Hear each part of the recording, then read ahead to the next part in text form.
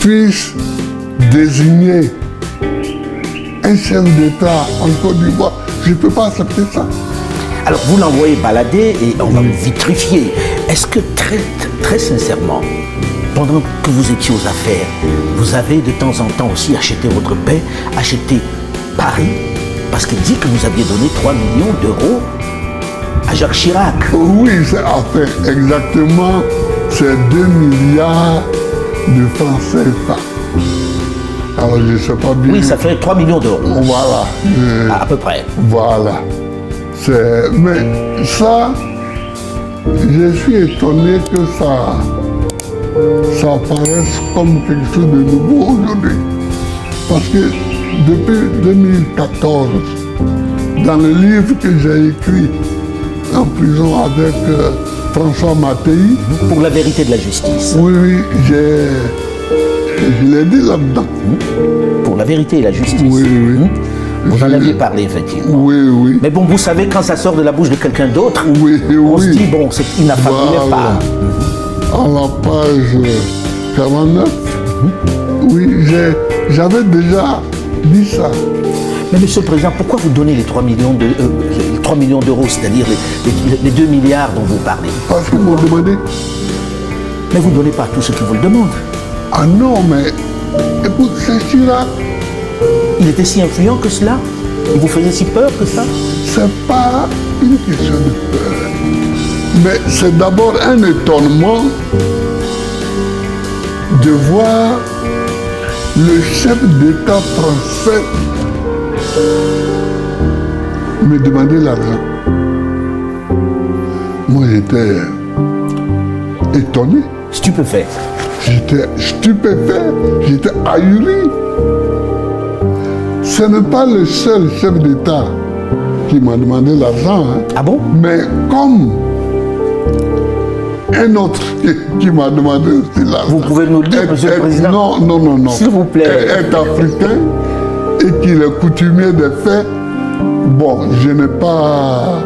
je lui ai donné l'argent sans... Vous ne direz pas qui c'est? Oh, non, je ne dirai pas qui c'est.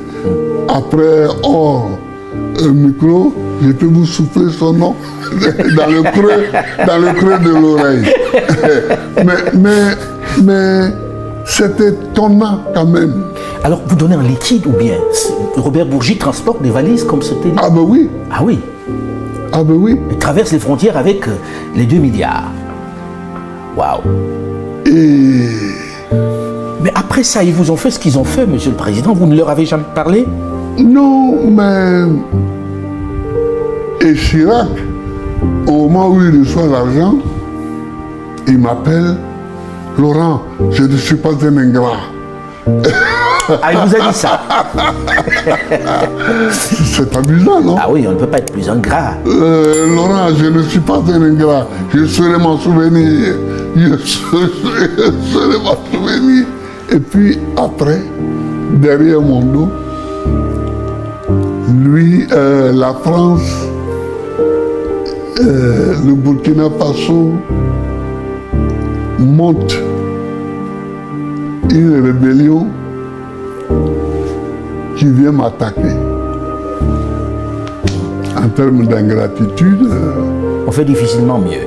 Voilà. On fait difficilement mieux, ça je vous le concède. Monsieur le Président, quand on écoute tout ceci, on a envie de dire, est-ce que ça ne remet pas en cause la légitimité même du président Alassane Dramane Ouattara? Parce que là, quand on écoute ça, on se dit, la France lui a donné le pouvoir, puisqu'on dit qu'il n'a pas gagné les élections présidentielles. Mais moi, il y a longtemps que je l'ai dit, il y a longtemps que je l'ai dit, je leur ai même proposé en 2011 de venir recompter les bulletins de vote. Et ils allaient voir la nature de certains bulletins de vote. À Bouaké, par exemple, qui était la capitale de la rébellion, les gens ont décidé de donner 100 000 voix de plus à En Ouattara. même temps, on se dit qu'il y a de la jeunesse. Oui. Pourquoi vous ne promouvez pas plutôt cette jeunesse-là pour prendre la place et vous reposer? Parce que Mais vous on y avez les droit promeut. maintenant. Mais pourquoi les promouvoir peut-il vouloir dire s'asseoir? Même l'acte de les promouvoir, ça fait partie du combat. Donc vous pensez que, Oui. à votre âge, vous devez être encore à la tête pour promouvoir ces jeunes-là, pour mener ce combat-là. Moi, je vais me battre jusqu'à la fin de ma vie. Je vais me battre parce que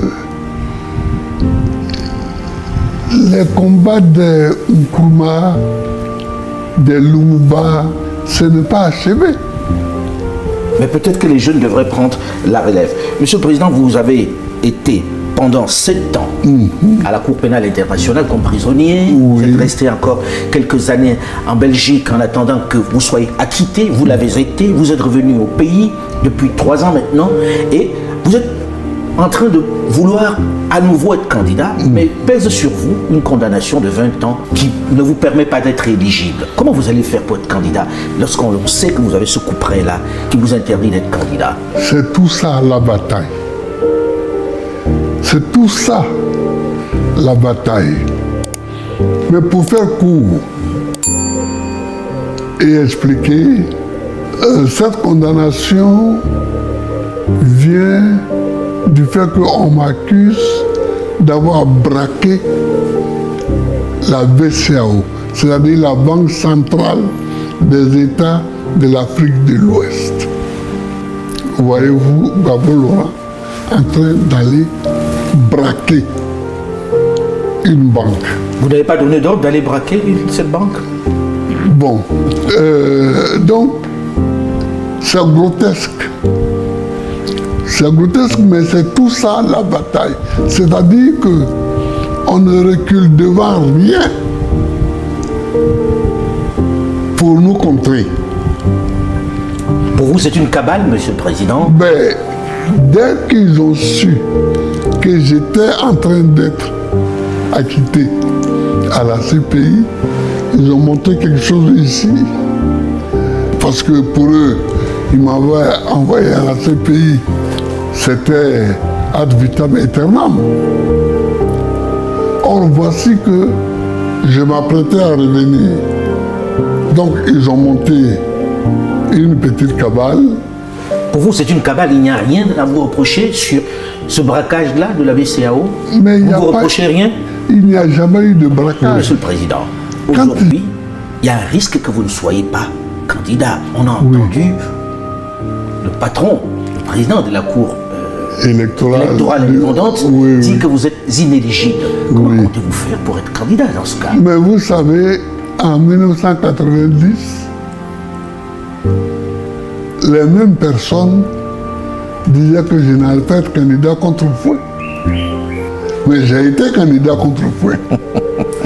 Et cela a ouvert la route au multipartisme.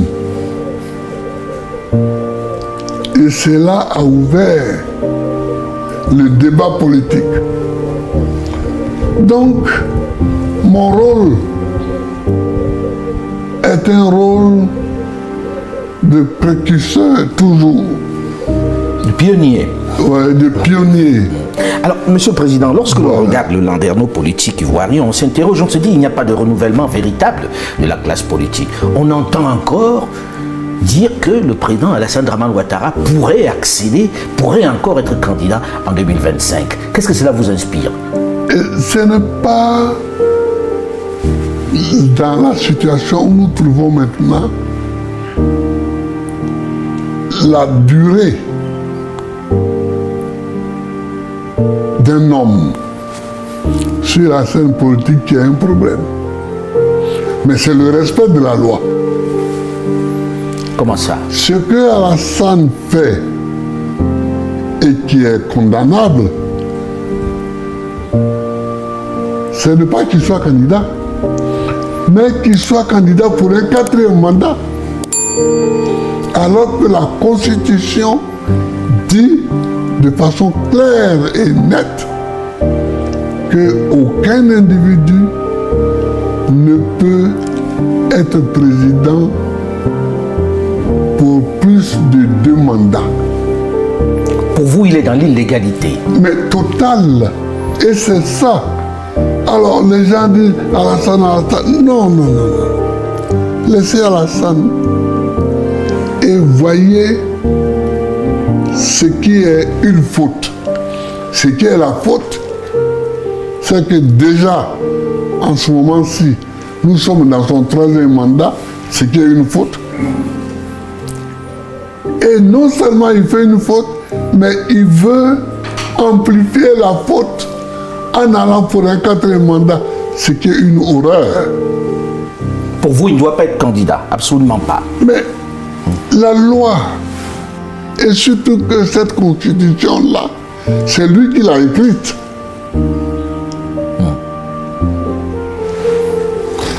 Donc vous vous opposeriez s'il venait à être candidat pour un 4e mandat? Mais je suis contre le fait qu'on piétine la loi.